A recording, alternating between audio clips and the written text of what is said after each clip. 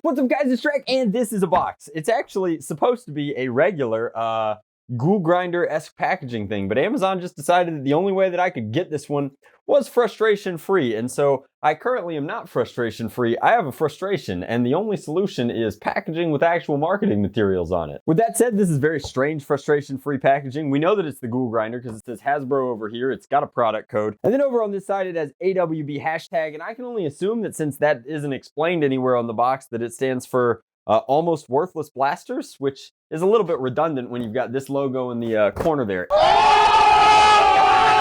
Anyway, salt aside, we've got how to assemble by screwing in your GhoulGrinder, how this is going to rotate through.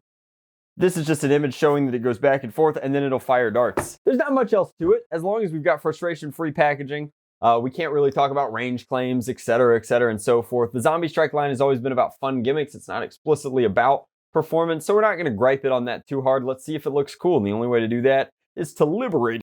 If I'd known we'd be doing that trick, I would have put this in a top knot instead of a ponytail. But all jokes about revolution aside, this is the GhoulGrinder. The GhoulGrinder is very flat on one side, which is how it packs so small. It's a 10-round revolver, question mark? It's really not. It's a very strange disco darts here. Operates kind of like a gear, rotates on the prime. That is not an auto-retracting prime of note. That's back, then forward, then fire.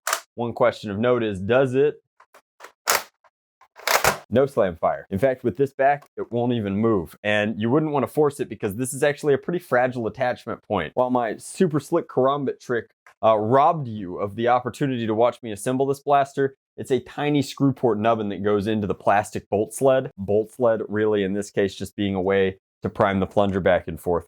The overall deco of the blaster looks great from this side and couldn't be more boring and plain from this side, with a little bit of paint on it, with the GhoulGrinder logo, the saw blade-esque front end here. Like, this is looking pretty slick. You've got power conduit here and bonus dart storage. There's a tactical rail up top, and it's the only one. You can hold down here as long as you don't get your finger caught in there. Overall, deco is pretty cool. It has both in-strike attachment points, one up front for barrel attachments and then one in the back. Given the kind of combobulated look and feel that ZombieStrike's been going for in the last 2 or 3 years or so, this is just a really good move. You need attachment points for all of your wild and wacky accessories if that's the aesthetic that you're going for in your zombie slaying loadout. Now, while it might not be the most practical blaster, is it fun? Well, it's more fun if you're right-handed. I'll tell you that. This is such an unambidextrous friendly, non-ambidextrous. English is a very difficult language, friends. It's not ambidextrous friendly. Ergonomically, it's pretty swell, just like it only has one side that looks good on camera. When we show the shame side, you'll notice that there is no alternative plug here. You can't go lefty this way. If you are left-handed, you're gonna hold like this and then reach over like this, and you're gonna be just so... Am I tactical yet, dude bros? No, I think not. I think this one was designed exclusively for 90% of the population, specifically the 90% of the population that doesn't want slam fire on their funky fresh blaster. Reloading ergonomically from this back part actually isn't that hard. You can even see with a little bit of light transparency from my studio lights how this plunger are individually suspended in here. And with 10 rounds of storage, this isn't your best scavenger or scravenger loadout choice. I mean, you're not holding a ton of ammo. There's a ton of wasted space in here. This could have very easily been, 20 or 30 dart spacing and toothing if they had wanted to go that route, but instead you have a 10-shot blaster. Overall, blaster ergonomically doesn't look terrible from its label to camera side, and if you are right-handed, it's ergonomically pretty pleasant to use. The stock is a little short, but I do like the kind of, barbed wire-esque thing that it's got going on there. When you shoulder it, it's a little tight, but your optics are almost rendered completely moot. Just as a weird design thing, this should have been just a wee bit lower, and this should have tilted out a little bit more, because there's no point in having a tactical rail where anything that you slap on here is completely blocked by the darts. I don't know, you need a riser, I guess, to get something up and over. Not that anyone's using this for practical. This is very ZombieStrike tactical. Anyway, I guess that's most of my thoughts on it. To get to my final comprehensive look on this blaster, we're gonna have to take it outside. We're gonna have to put it over the chronograph.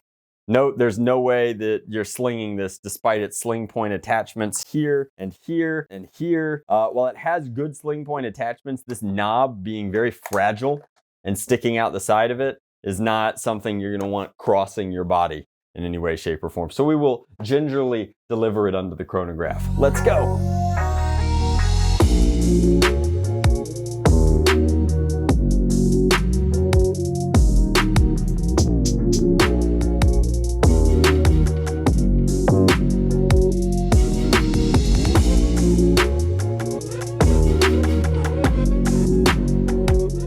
Okay, let's ghoul grind away. It's a shame that we slayed Steven a couple of years ago, because he would have really liked the GhoulGrinder, and we could have gotten some Gears of War action. I think Marcus Phoenix is also right-handed, so that would have been fine. Error. 63. 5. I'm gonna call. Part of this might be a lighting issue. Part of it is that it's just, you know, a soft shooting blaster. It's definitely not all the way up to elite standard performance. So with the sample size of 1 over the chronograph, we have to accept that the combination of maybe non-ideal lighting conditions, hashtag thanks one video every day in December, and the follow-up of just like, elite darts are so inaccurate that it's legitimately, it shouldn't be hard to hit both eyes on the chronograph, but they're definitely peeling left for whatever reason in my case. One thing that is not light sensitive is our ranges though, so we should be able to get a pretty accurate idea of our downrange performance. From shouldered flat, it's about 35, 30, 35, and 30. And part of that's that those 30s are just curving down. A couple of angled shots would be, woo, maybe 50, and 50. So not a performance powerhouse by any stretch of the imagination, and at $32, I just want to point out that there's so many better blasters on the market right now.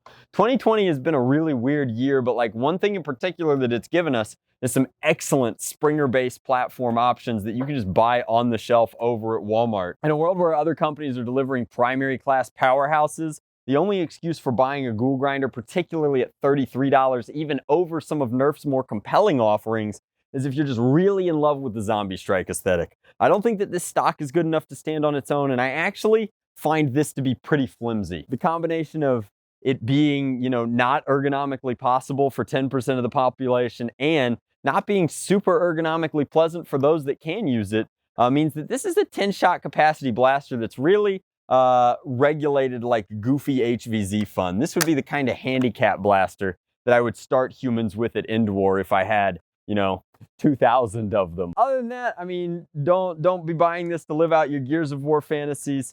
It's a tool aesthetic, but certainly cartoon adjacent. Overall, I like the ZombieStrike line. I'm not giving this one a thumbs up or a thumbs down. I just think that it's poorly priced for what it is, and that's possibly because of how much plastic is involved. It's just a large footprint for a pseudo-primary, and for a pseudo-primary, 10 darts of capacity on board isn't that much. In addition, if you're gonna, like, here's my one, if you're gonna send a 10-shot capacity blaster and you're gonna charge over $30 for it, the least you could do is include the extra 5 bonus darts to fully load it out of the box. That would have been pretty cool. I'm not even asking for double your darts. Just give me enough to make the package presentable for my thumbnails, Hasbro. Anyway, that is the GhoulGrinder. It passes the spin test, although when I brought it down like this, it definitely does not like being off weight with that nubbin. That's my hot take. I know that I'm a little bit late to this one, but tomorrow's video should be pretty slick. And as always, guys, thanks so much for watching. If you do decide to pick up a GhoulGrinder and you would like to support the channel, you can do that through the Amazon affiliate link down in the description box below. If you would like to support the channel in earnesty and buy something worth having, we're still shipping our holiday orders as fast as we possibly can over at foamproshop.com. Thanks so much for watching, guys. This one's a solid thumb sideways. Much love. Blast on. Drac out.